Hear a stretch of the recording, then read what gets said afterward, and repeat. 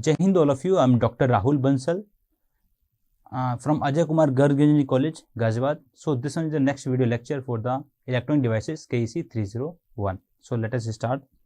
So in this video lecture, we will be discussing about this intrinsic and the extrinsic semiconductor and how they behave in the presence of the if we increase the temperature, what does the effect, right? So if I talk about the perfect semiconductor crystal with no impurities, then there will be no charge carriers in the conduction band, right? So conduction band will be completely empty. Okay, so whenever temperature is greater than 0, right? So due to the breaking of the covalent bond, a number of covalent bond will be broken. Correspondingly, electron hole pair will be generated, right? This will leads to the gaining of this electron energy, and they will move towards the conduction band, right? Now electron will be excited towards the conduction band and they leave behind a hole in the valence band, right? So this one is the basic concept behind this, right? So due to this electron hole pair generation, if you see, both carrier concentration, right, are equal. So if I talk about the concentration of the hole and concentration of the electron, they will be equal, right? So if I consider the concentration of electron be if I say it is n, one second, concentration of electron be n and concentration of hole will be, if I consider this as p, right, then this n will be equal to p for the intrinsic semiconductor, right? Due to the equal number of hole pair are generated, electron hole pair are generated, right?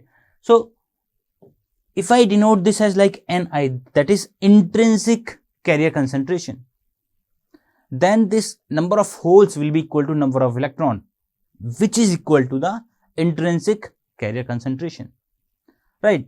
So this intrinsic semiconductor, this intrinsic carrier concentration is basically a temperature dependent parameter. At a particular temperature, it will be having some value, that is finite value, right? If we increase the temperature, then definitely this Ni will also increase, right? And it will remain constant for that particular temperature. So this Ni is basically a function of the temperature, right?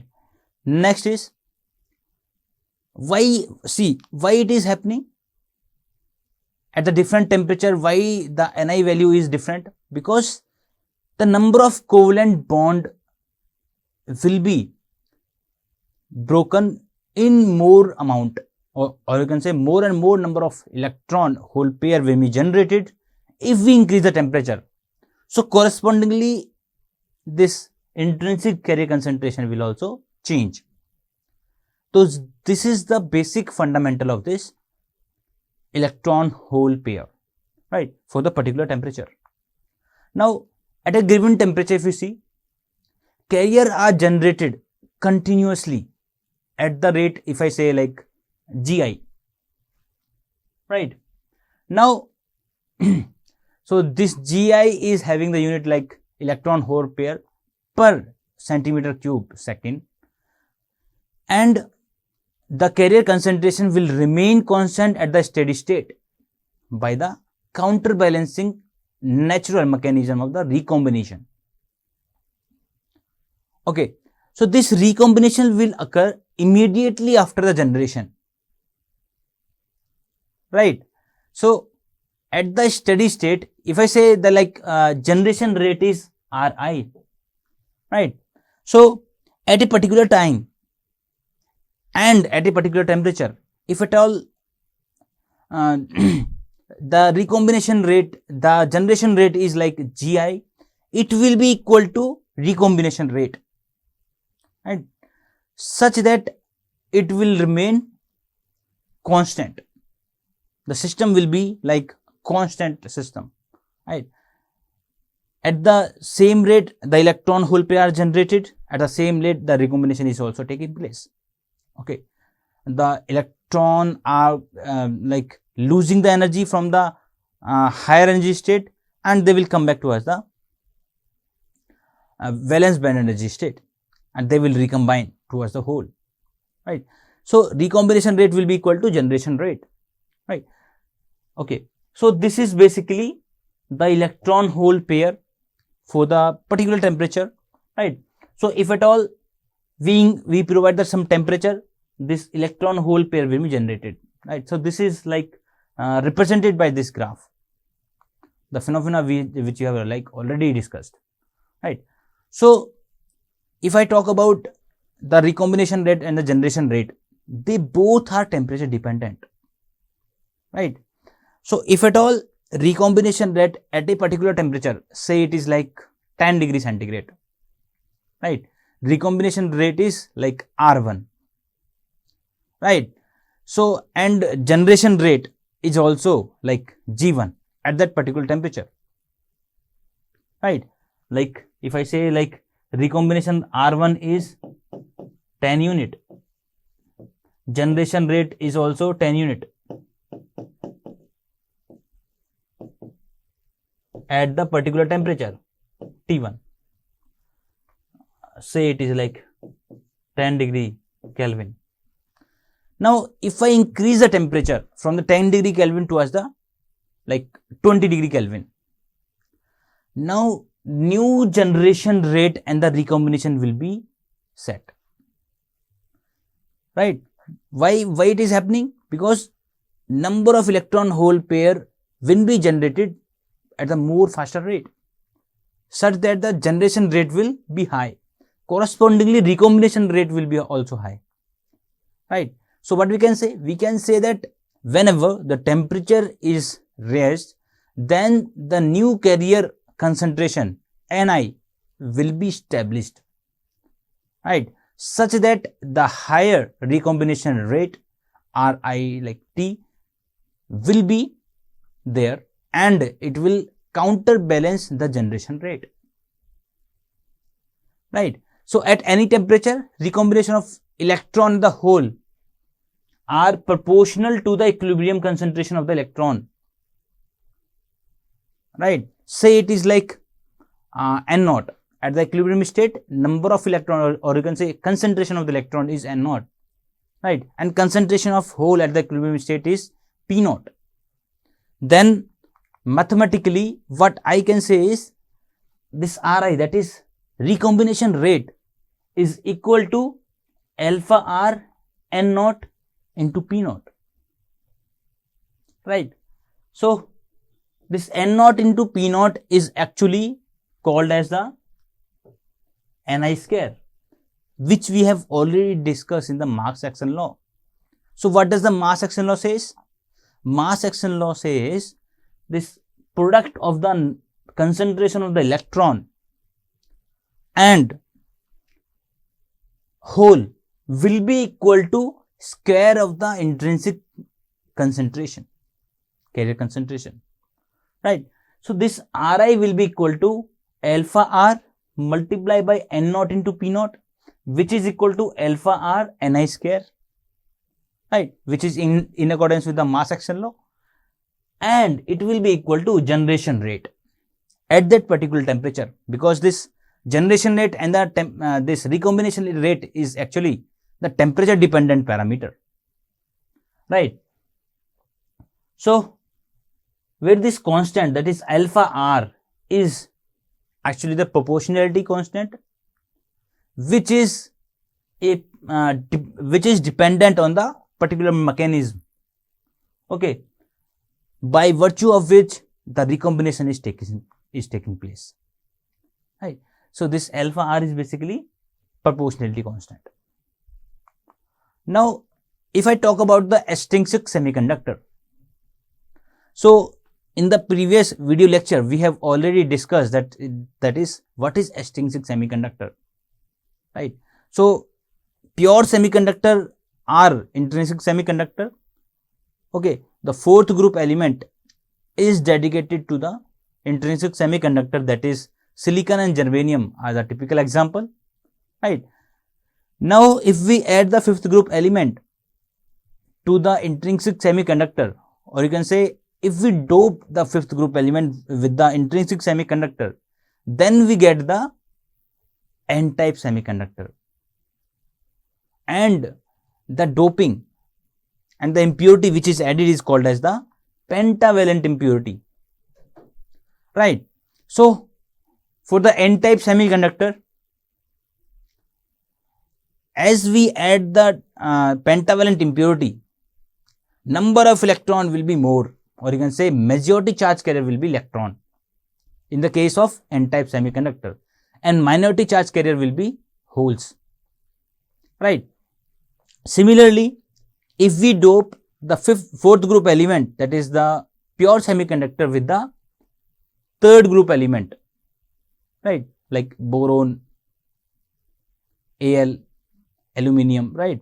So it will give me the p-type semiconductor, and the impurity which is added is called as the trivalent impurity, right? So in the p-type semiconductor, majority charge carriers will be holes and minority charge carriers will be electrons, right? So if we talk about this n-type semiconductor, first we should know from the previous discussion, right?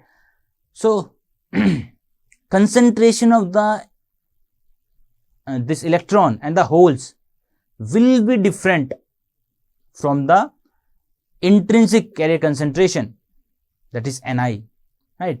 So Ni will be not equal to N0 and Ni will not be equal to P0 in case of extrinsic semiconductor, right? So for the case of n-type semiconductor, so impurity or the lattice defect are introduced into a like perfect crystal, right?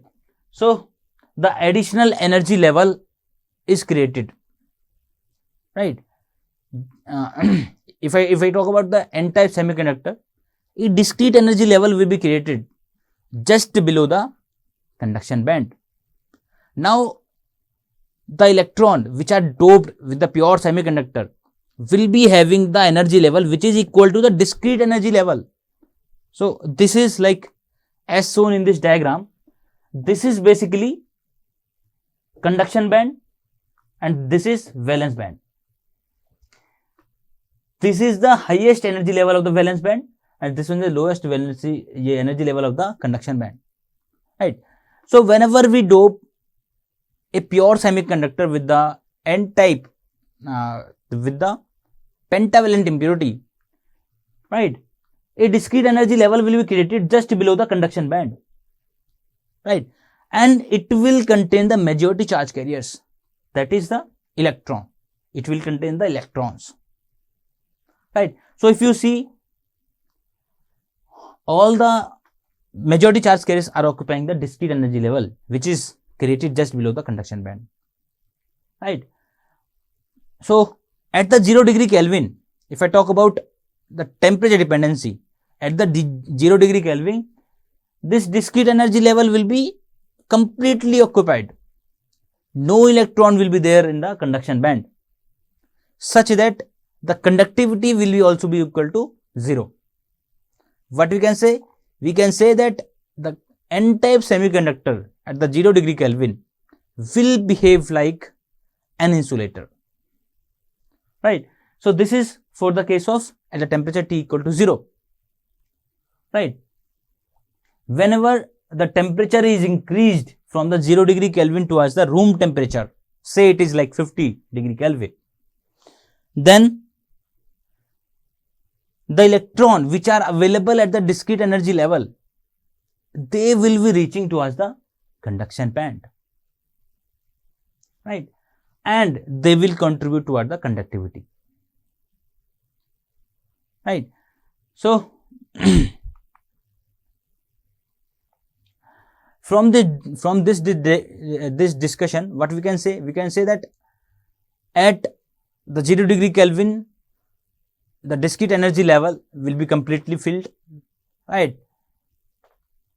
A very little electron will be reaching from the discrete energy level toward the conduction band, such that what we can say? We can say that conductivity is almost equal to 0, and whenever the temperature is increased from the 0 degree Kelvin towards the room temperature, right?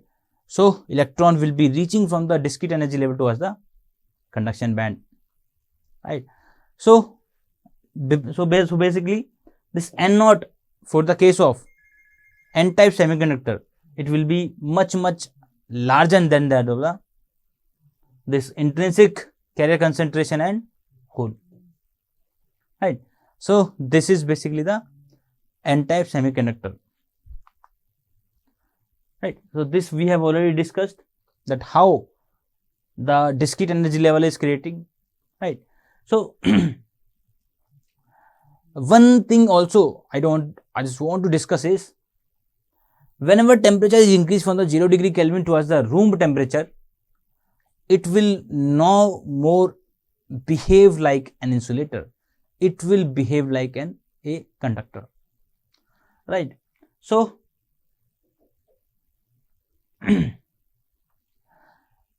the process by virtue of which the electron are reaching from this discrete energy level towards the conduction band is called as donor level ionization. Let me write it down.